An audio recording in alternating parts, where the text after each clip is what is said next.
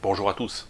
Sujet du jour, sauvetage d'un couple au Bénin, un couple d'hommes mariés français sauvés par le commando Hubert. Le commando Hubert, malheureusement, deux soldats y ont laissé la vie, hein, Cédric Pierreporte et Alain Bertoncello.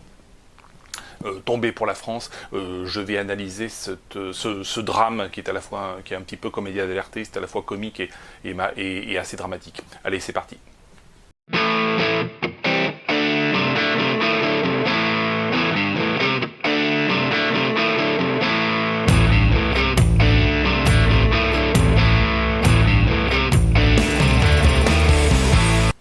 Alors que faisait ce couple d'hommes français récemment mariés en voyage de noces au Bénin? Voyage de noces, alors peut-être qu'ils visitaient l'architecture du Bénin, peut-être qu'ils visitaient les fjords, ou bien qu'ils y sont allés pour faire un peu de tourisme sexuel.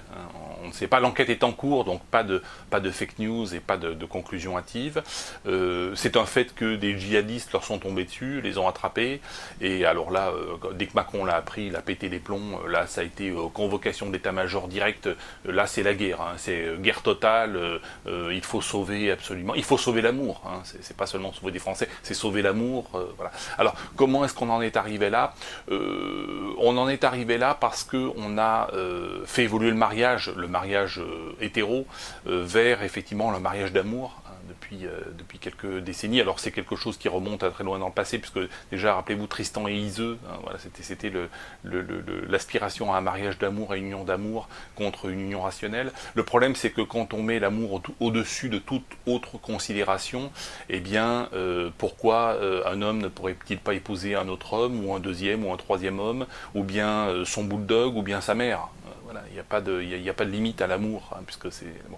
Le problème de l'amour, c'est que eh bien, les unions amoureuses souvent ne durent pas, parce que l'amour c'est quelque chose qui est assez fugace, qu'on peut confondre avec le désir.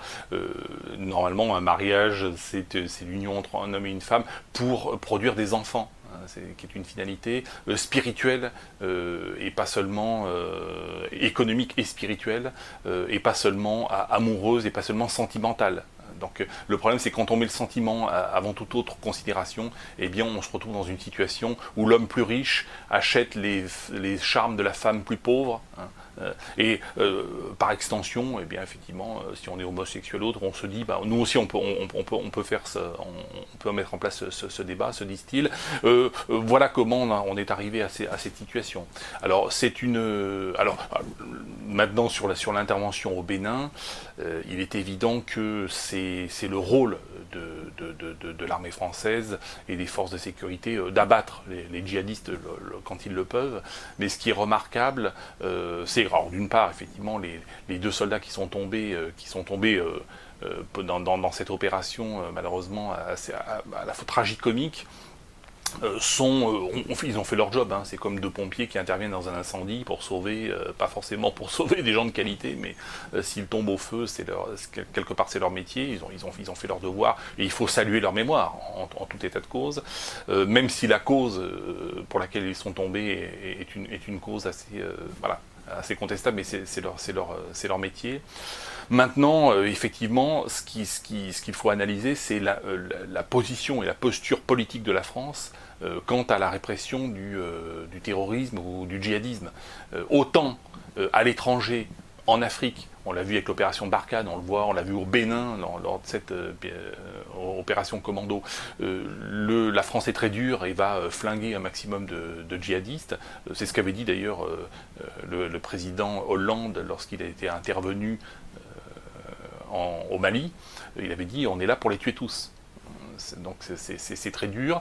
Par contre, lorsqu'il y avait eu l'attentat terrible du Bataclan, il avait tout de suite dit, il avait reçu sur le perron de l'Elysée le recteur de la mosquée de Paris, s'était roulé des pelles et il avait dit voilà, c'est rien à voir avec l'islam, c'est formidable, circuler, il n'y a rien à voir.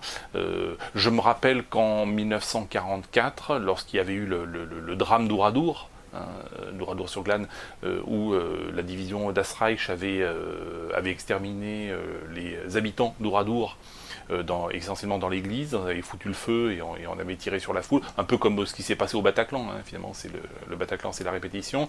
Le maréchal Pétain avait dit à von Abetz, qui était l'ambassadeur, donc le représentant d'Hitler en France, vous êtes une nation de sauvages. On n'a pas entendu Hollande tenir des propos aussi durs. Donc, alors, on ne peut pas comparer bien sûr un maréchal de France à un petit gros sur son scooter, c'est certain, mais c'est pas du même niveau intellectuel et moral, on n'est pas dans la même catégorie. Cela dit, on voit très bien le double jeu que mène la France, fort avec les faibles, c'est-à-dire lorsqu'il s'agit de djihadistes en Afrique ou au Levant, hein, là on peut les bombarder, on peut les flinguer, il n'y a pas de problème.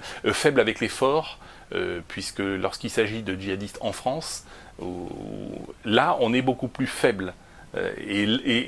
Encore une fois, cette politique de faible avec les forts, fort avec les faibles, c'est une impasse politique qui va conduire à de très graves problèmes, et notamment au développement en France de mouvements politiques djihadistes sous l'apparence démocrate. Donc je ferai une vidéo spéciale sur les prochaines élections municipales qui sont assez intéressantes de ce point de vue-là.